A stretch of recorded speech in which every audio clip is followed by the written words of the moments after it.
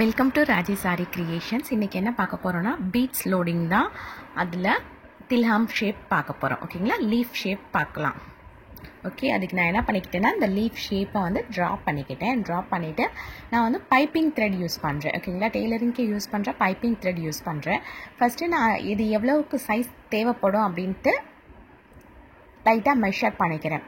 Okay, இவ்வளோ போதுன்னா கொஞ்சம் ஒரு 1 சென்டிமீட்டருக்கு கேப் விட்டு நம்ம என்ன பண்ணிக்கலாம்னா இதை கட் பண்ணி எடுத்துக்கலாம். இதில் கட் பண்ணி எடுத்துகிட்டு இப்போ என்ன பண்ண போகிறோன்னா இதில் க்ளூ அப்ளை பண்ண போகிறேன். இதுக்கு மேலே நம்ம வந்து ஜிக்ஸாக் ஸ்டிச் யூஸ் பண்ணுறதுனால க்ளூ ரொம்ப லைட்டாக அப்ளை பண்ணாலே போதும். அந்த கோட்டை விட்டு வெளியில் க்ளூ போயிட வேண்டாம். அப்படி போச்சுன்னா நம்ம வந்து பஞ்ச் பண்ணும் போது நம்மளோட நீடில் வந்து அந்த க்ளூவில் சிக்கிக்கிட்டு நமக்கு ஸ்டிச்சஸ் போட கஷ்டமாக இருக்கும். அதனால் க்ளூ ரொம்ப லைட்டாக அப்ளை பண்ணுங்கள். அப்ளை பண்ணிவிட்டு இதோட ஷார்ப் எட்ஜஸ் வந்து கரெக்டாக நம்ம கொண்டு வரணும். ஓகே, பாருங்கள், வச்சுட்டு அதே ஷேப்பில் ரொம்ப ஜென்டிலாக நம்ம ஹேண்டில் பண்ணால் போதும், கரெக்டாக இருக்கும். ஓகே, எக்ஸ்ட்ராவாக இவ்வளோ தான் இருக்குது. இந்த ஷேப்பை நான் என்ன பண்ணிடுறேன்னா இப்போ கட் பண்ணி எடுத்துருவேன். ஓகே, எடுத்தாச்சு. இந்த இடத்துல வந்து நம்ம இந்த 2 த்ரெட்டையும் சேர்த்தாப்பில் ஒரு ஜிக்ஸாக் ஸ்டிச் போட்டால் போதும். நான் என்ன க்ளூ யூஸ் பண்ணியிருக்கேன்னா B7000 க்ளூ யூஸ் பண்ணியிருக்கேன். அதனால் சீக்கிரம் வந்து ட்ரை ஆகிடும். இப்போ ரிமைனிங் த்ரெட் இருக்குது பார்த்தீங்களா, பைப்பிங் த்ரெட், அதை அப்படியே நான் வந்து விட மாட்டேன். இப்போ நான் கட் பண்ணாலும் எனக்கு வந்து இந்த எட்ஜஸ் வந்து ஸ்ப்ளிட் ஆகாமல் தான் இருக்குது. இருந்தாலும் நான் என்ன பண்ணுவேன்னா இதில் லைட்டாக க்ளூ போட்டு இதை செக்யூர் பண்ணி வச்சுப்பேன். ஓகே, நாளைக்கு போடும்போது நமக்கு வந்து அந்த எட்ஜஸ் வந்து ஸ்ப்ளிட் ஆகாமல் இருக்கணும் அப்படிங்கிறதுக்காக இதை நம்ம செக்யூர் பண்ணி வச்சுக்கலாம். இந்த அளவுக்கு ரொம்ப மைல்டாக வச்சாலே போதும். ஒவ்வொரு தடவையும் நம்ம ஃப்யூச்சருக்காகவும் இதை வந்து ப்ராப்பராக நம்ம செட் பண்ணி வைக்கணும், இல்லைன்னா நிறையா வந்து நமக்கு வேஸ்டேஜ் ஆகும். ஓகே, இது செட் பண்ணி நீட்டாக வச்சாச்சு. இப்போ இதில் என்ன பண்ண போகிறோம் அப்படின்னா ஜிக்ஸாக் ஸ்டிச் தான் போட போகிறோம். ஓகே, ஜிக்ஸாக் ஸ்டிச் போட போது முக்கியமாக என்ன நோட் பண்ணணும்னா நம்ம போட்டிருக்க பைப்பிங் த்ரெட் வந்து ரொம்ப இழுத்து பிடிச்சி நம்ம ஸ்டிச்சஸ் போடக்கூடாது, ரொம்ப டைட்டாக போடக்கூடாது. அப்படி போட்டோம் அப்படின்னா நம்மளோட த்ரெட்டு வந்து ஷேப்லேருந்து மூவ் ஆகிடும். அப்படி மூவ் ஆகிட்டா நமக்கு அவுட்புட் நீட்டாக வராது. அதனால ஜென்டிலாக வந்து ஸ்டிச்சஸ் போட்டால் போதும், ஜிக்ஸாக் ஸ்டிச் போட்டால் போதும்.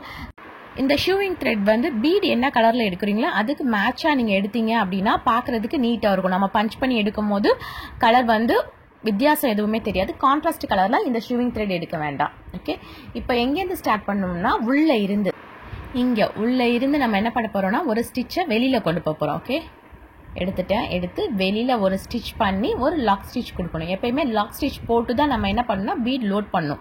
ஏன் அப்படின்னா நம்ம அப்படி லாக் ஸ்டிச் போட்டு பண்ணும் போது தான் நம்ம பீட் வந்து நம்ம அடுத்தடுத்து போகும்போது மூவ் ஆகாது, அதே இடத்துல நிற்கும். ஓகே, ஃபஸ்ட்டு யூஸ் பண்ணுற பீட் மட்டும் எக்ஸ்ட்ரா ஒரு பீடாக எடுத்துக்கோங்க. பைப்பிங் த்ரெட் க்ளோஸ் ஆகிட்டு எக்ஸ்ட்ரா ஒரு த்ரெட் எடுத்துக்கோங்க ஃபஸ்ட்டு மட்டும். எதுக்காக நான் வந்து எக்ஸ்ட்ரா எடுக்க சொல்கிறேன் அப்படின்னா ஃபைனலாக ஃபினிஷ் பண்ணி வரும்போது எனக்கு இந்த இடத்துல வந்து ஷார்ப்னஸ் கிடைக்கணும். ஓகேங்களா, அதுக்காக.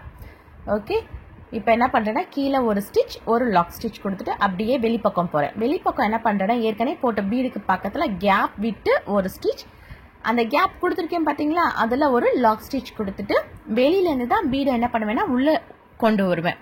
இது எப்பயும் உள்ள லோடிங் மாதிரி தான்.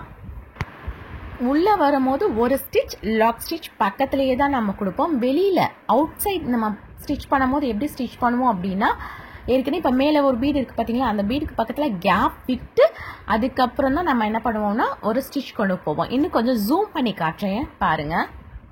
லாக் ஸ்டிச் கொடுத்தாச்சா, கேப் விட்டேன்னா இப்போ ஒரு ஸ்டிச், ஒரு லாக் ஸ்டிச்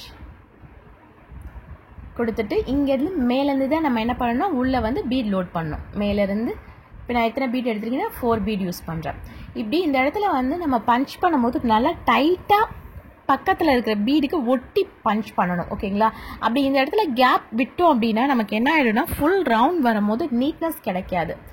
இந்த லீஃப் ஷேப்பை வந்து லோட் பண்ணும்போது 2 டைப்பாக லோட் பண்ணலாம். ஒன்று ஃபர்ஸ்ட்டில் ஸ்டார்ட் பண்ணி கடைசியாக அந்த லீஃபோட எட்ஜில் கொண்டு வந்து முடிக்கலாம். இல்லைன்னா இந்த லீஃபை ஹாஃபாக டிவைட் பண்ணிவிட்டு ஃபர்ஸ்ட் ஹாஃப் செகண்ட் ஹாஃப் 2 படி லோட் பண்ணலாம். நம்ம என்ன பண்ண போகிறோம்னா இந்த பீடை ஃபுல்லாக ஃபர்ஸ்ட்லேருந்து லாஸ்ட் வரைக்கும் நம்ம ஃபினிஷ் பண்ண போகிறோம். அப்படி ஃபினிஷ் பண்ணணும் அப்படின்னா நம்ம ரொம்ப கவனமாக பீட் வந்து நல்லா கிராஸாகவும் கொண்டு வரணும், பக்கத்தில் எந்த கேப்பும் விடாமல் நம்ம லோட் பண்ணிகிட்டே வரணும், டைட்டாக லோட் பண்ணணும். அப்போ தான் நீட்டாக இருக்கும். இப்போ இன்னும் கொஞ்சம் ஜூம் பண்ணுறேன், வெயிட் பண்ணுங்கள்.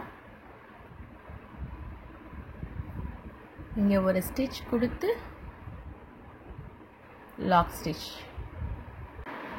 ஃபஸ்ட்டு இதுக்கு முன்னாடி நம்ம பீட் லோடிங் நம்மளோட சேனலில் போட்டிருக்கோம். அதில் பார்த்தீங்கன்னா நம்ம என்ன பண்ணுவோம்னா அவுட்டரில் ஒரு லைன் ட்ரா பண்ணிப்போம். ஓகேங்களா? ஆனால் நான் இந்த தடவை என்ன பண்ணேன், லைன் ட்ரா பண்ணாமையும் நான் போடுறேன்.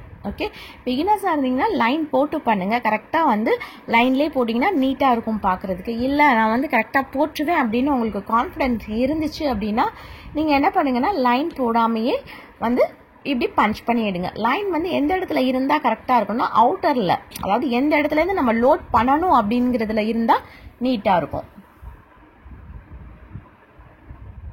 அதே மாதிரி ஃபினிஷிங்லேயும் நம்ம என்ன பண்ணிக்கலாம்னா உள்ளேயும் நம்ம வந்து லைன் ட்ரா பண்ணிக்கலாம், அவுட்டர் சைடும் லைன் ட்ரா பண்ணிட்டு ரெண்டு அந்த லைன்லேயுமே நம்ம பஞ்ச் பண்ணி கொண்டு வந்தாலும் நீட்டாக தான் இருக்கும். ஓகே, கொஞ்சம் கேப் விட்டுட்டு ஒரு ஸ்டிச், அந்த கேப்பில் ஒரு லாக் ஸ்டிச். இப்போ நம்ம மேலேருந்து பாருங்கள், நம்ம ஒரே லைனாக இருக்கா, நம்ம பண்ணது எல்லாமே ஈவனாக இந்த மாதிரி இருக்கணும். பஞ்ச் பண்ணும் போது அதுதான் ரொம்ப முக்கியம். அதுக்காக தான் நான் லைன்ஸ் வந்து போட்டுக்குங்க அப்படின்னு சொல்கிறேன். நம்ம ஃபர்ஸ்ட்லேருந்து லாஸ்ட் வரைக்கும் ஒரே லோடிங் கிராஸாக கொண்டு வரும் போது உங்களுக்கு என்ன ஆகும்னா சென்டரில் வந்தோன்னா அந்த லோடிங் வந்து ஸ்ட்ரைட்டாக வர்ற மாதிரி இருக்கும். ஓகேங்களா? பாருங்கள், இந்த இடத்துல லாக் ஸ்டிச் கொடுக்கும் போது எந்த டைரக்ஷனில் நம்ம மூவ் பண்ண போகிறோமோ அந்த டைரக்ஷனுக்கு நம்ம லாக் ஸ்டிச் கொடுக்கணும். ஓகேயா?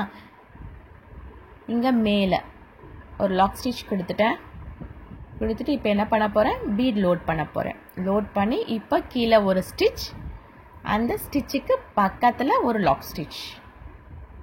இதில் பிகினர்ஸ்க்கு வரக்கூடிய மிஸ்டேக்ஸ் என்ன அப்படின்னு பார்த்தீங்கன்னா, லோட் பண்ணும்போது ஏதாவது ஒரு சைட்லேருந்து தான் நம்ம லோட் பண்ணிட்டு வரணும். அதாவது அவுட்டர்லேருந்து தான் இன்னருக்கு லோட் பண்ணி நம்ம லாக் ஸ்டிச் கொடுப்போம். அப்படி தான் பண்ணணும். ரிவர்ஸில் என்ன பண்ணக்கூடாதுன்னா பண்ணக்கூடாது. இன்னொரு மிஸ்டேக் என்ன வரும் அப்படின்னா, நம்ம இப்படி பஞ்ச் பண்ணிட்டு வரும்போது இதில் உள்ள இன்னர் லீஃப் அவுட்டர் லீஃப் ரெண்டு இடத்துல பஞ்ச் பண்ணுவோம் பார்த்தீங்களா? அப்போ இன்னரில் பார்க்கும்போது சைஸ் வந்து ரொம்ப கம்மியாக இருக்கும், அவுட்டரில் வந்து சைஸ் வந்து பெருசாக இருக்கும். அப்போ இதை மேட்ச் பண்ணுற மாதிரி தான் நம்ம என்ன பண்ணணும்னா ஸ்டிச்சு, லாக் ஸ்டிச் எல்லாமே போடணும். அப்போ உள்ளே போடும்போது ரொம்ப டைட்டாக ரொம்ப பக்கத்துலேயே நம்ம போட்டு எடுக்கணும்.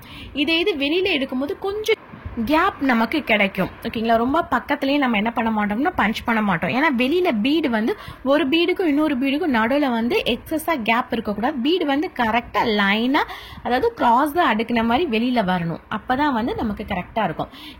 இது வந்து நம்ம சொன்ன மாதிரி ஃபர்ஸ்ட் மெத்தட். இது அப்படியே இந்த வளைவை அப்படியே எடுத்துகிட்டு போகிறது. இன்னொரு மெத்தட் என்னென்னா இதோட சென்டர், இப்போ மேலேருந்து பார்த்தீங்கன்னா கீழே அடுத்து இன்னொரு 2 பீட் போட்டால் சென்டர் பொசிஷன் வந்துடும். அந்த சென்டர் பொசிஷனில் என்ன பண்ணுவாங்கன்னா லாக் பண்ணி த்ரெட்டை வெளில இழுத்துட்டு இப்போ வந்து ரைட் சைட் ஃபில் பண்ணியிருக்காங்களா, அடுத்து லெஃப்ட் சைட் மேலே இந்த டாப் டு பாட்டம் வந்து ஃபில் பண்ணி கொண்டு வருவாங்க. அந்த மாதிரியும் ஃபில் பண்ணலாம். அந்த மாதிரி ஃபில் பண்ணாலும் நீட்டாக இருக்கும். நம்ம நெக்ஸ்ட் வந்து அந்த மாதிரி வீடியோ பார்க்கலாம். இப்போ வந்து லைனாக ஃபர்ஸ்ட்லேருந்து லாஸ்ட் வரைக்கும் நம்ம போகிற மாதிரி பார்த்துக்கலாம். ஓகே, இப்போது கொண்டு போய் லாஸ்ட்டாக ஃபினிஷ் பண்ணும்போது நமக்கு வந்து சின்ன ஸ்மால் அட்ஜஸ்ட்மெண்ட் வந்து தேவைப்படும். நம்ம எப்பயுமே வந்து ரொம்ப கரெக்டாக பர்ஃபெக்டாக போட முடியாது. ஏதாவது ஒரு இடத்துல வந்து லைட்டாக சின்ன கேப் வந்து மிஸ் பண்ணியிருப்போம்.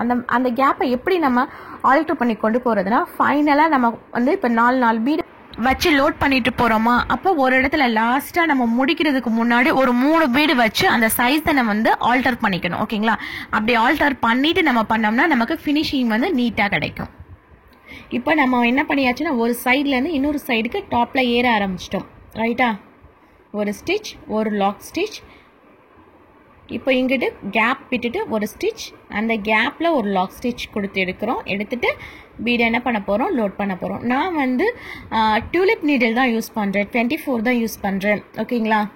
பிகினர்ஸ் வந்து இந்த டியூலிப் 24 யூஸ் பண்ணிக்கிங்க. ஃபஸ்ட்டு இது பீட் வந்து இப்போ 4 பீடாக எடுத்து போடுறதுக்கு, இதே உங்களுக்கு ஃபாஸ்ட் வேணும் அப்படின்னா பீடுக்குன்னு தனியாக நீடில் இருக்குது பார்த்தீங்களா, அயன் நீடில், அந்த மாதிரி போட்டிங்கன்னா தான் உங்களுக்கு வந்து ஃபாஸ்ட்டு கிடைக்கும்.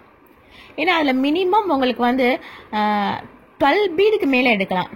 அப்போ உங்களுக்கு டைம் சேவ் ஆகும். இப்போ நான் 4 பீடாக எடுக்கிறனால இப்போ பஞ்ச் பண்ணி த்ரெட்டை வெளியில் இழுத்துட்டு அதுக்கப்புறம் 4 பீட் லோட் பண்ணணும். அதுக்கப்புறம் அதை கொண்டு வந்து இந்த த்ரெட்டில் லாக் பண்ணணும். ஓகேங்களா? அப்படி வரும்போது டைம் வந்து ரொம்ப நேரம் எடுக்கும். இது நீங்கள் வந்து அயன் நீடலில் யூஸ் பண்ணிங்கன்னா நமக்கு ஒவ்வொரு தடவையும் போய் பீட் வந்து லோட் பண்ணணும்னு அவசியம் இல்லை. 3 ஷிஃப்ட் முடிச்சுட்டு நம்ம என்ன பண்ணிக்கலாம்னா லோட் பண்ணிக்கலாம். அப்புறம் உங்களுக்கு வந்து கொஞ்சமாக இப்போ மைக்ரோ செகண்ட்ஸ்னாலுமே ஃபைனலாக பார்க்கும்போது உங்களுக்கு வந்து டைம் வந்து சேவ் ஆகும் அயன் நீடல் யூஸ் பண்ணும் போது. இப்போது உள்ள ஒரு ஸ்டிச், வெளியில் ஸ்டிச் கொடுத்து லாக் ஸ்டிச் இப்போ வெளியிலேருந்து தான் நம்ம என்ன பண்ணுறோன்னா உள்ளே லோட் பண்ணி கொண்டு போவோம். ஒரு ஸ்டிச் பக்கத்தில் ஒரு லாக் ஸ்டிச் அப்படிங்கிறது என்னென்னா செயின் ஸ்டிச் தான், பட் அதோட சைஸ் வந்து ரொம்ப கம்மியாக சின்னதாக போடுறதுக்கு பேர் தான் லாக் ஸ்டிச். இப்போ ஃபைனலாக முடிக்க போகிறோம். இப்போ பாருங்கள் கீழே வந்து கேப் வந்து ரொம்ப கம்மியாக இருக்குது, பட் மேலே வந்து கேப் வந்து நிறையா இருக்குது. ஓகே, இப்போ இதைத்தான் நம்ம என்ன பண்ணணும்னா அட்ஜஸ்ட் பண்ணி கொண்டு வரணும். ஒரு 2-3 ஸ்டிச்லேயே நம்ம வந்து டிசைட் பண்ணிடணும் எப்படி இதை கொண்டு போகணும் அப்படிங்கிறத டிசைட் பண்ணிடணும்.